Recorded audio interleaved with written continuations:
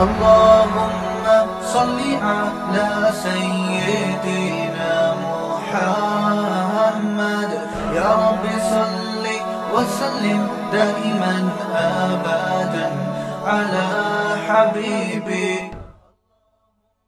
اسی طرح گھر میں بھی ایسا ہی ہے, بچوں کے ساتھ تمیز سے اخلاق سے پیش آنا چاہیے. ایک حد تک بچہ اگر بلا وجہ کی ضد کر رہا ہے, اب دیکھو بچوں کو آپ کھلونوں کی دکان پہ لے جاؤ تو بچے کی تو دماغی آؤٹ ہو جاتا ہے, یہ بھی چاہیے وہ بھی چاہیے. تو ایک آدھ دفعہ تو بھائی یہ لے لو, گن لے لو, بندوق چاہیے یہ دے دو بھائی اس کو, بندوق یہ والی دے دو, یہ بھی چاہیے. بیٹا تیرے باپ کا جو ہے نا IMF سے قرضہ اس نے آخر میں یہ اسٹائل ہوگا, صحیح ہے نا, IMF سے قرضہ نہیں ملتا, تیرے پتلی گلی سے نکل. پھر بچہ کہے نہیں جاؤں گا, آپ کہیں نہیں دیکھو بیٹا ایسے نہیں, بچہ مان لے گا.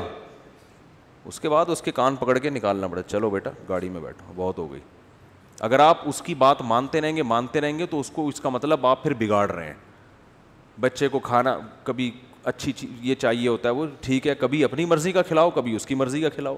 یہ نہیں کہ جب بھی کھلا رہے ہو اسی کی مرضی کا کھلا رہے ہو, اس سے بچہ کیا ہو جائے گا, بگڑ جائے گا. جس بچے کی ساری خواہشات بچپن میں پوری ہوں وہ بچہ بنتا نہیں ہے, بگڑتا ہے وہ.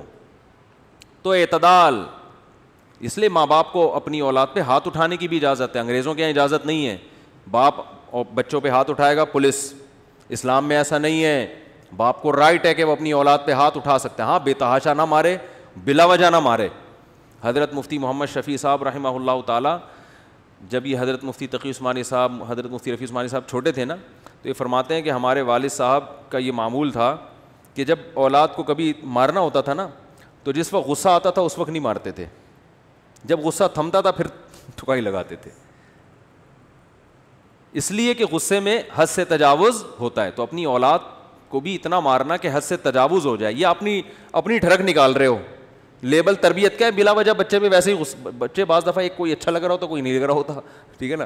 ایک بچہ شکایتیں لگاتا ہے امی سے جا کے آپ کی, تو آپ کو بلا وجہ اس پہ غصہ آ رہا ہوتا ہے, تو آپ لیبل یہ لگا رہے ہوتے ہو کہ میں اس کی تربیت کر رہا ہوں. اصل میں آپ کا جو خود اپنی کھوپڑی کی سیٹنگ آؤٹ ہوئی ہے, بلڈ پریشر کے مریض ہو یا کوئی اور مسئلہ ہے, وہ غصہ اس پہ جاری کر کے اپنے آپ کو ہلکا کرنے کا موڈ ہوتا ہے. تو یہ ظلم ہے, اس کا قیامت میں جواب دینا پڑے گا.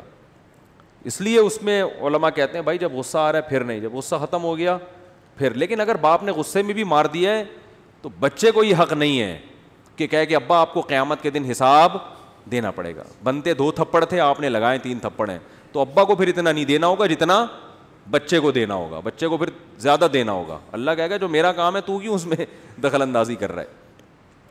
مفتی طارق مسعود صاحب کے بیانات سننے کے لیے youtube.com/مفتی طارق مسعود کو سبسکرائب کریں, اور اگر آپ لائیو ویڈیو کو کبھی بھی مس نہیں کرنا چاہتے ہیں تو سبسکرائب کرنے کے بعد بیل آئیکن پہ کلک کرنا مت بھولیں.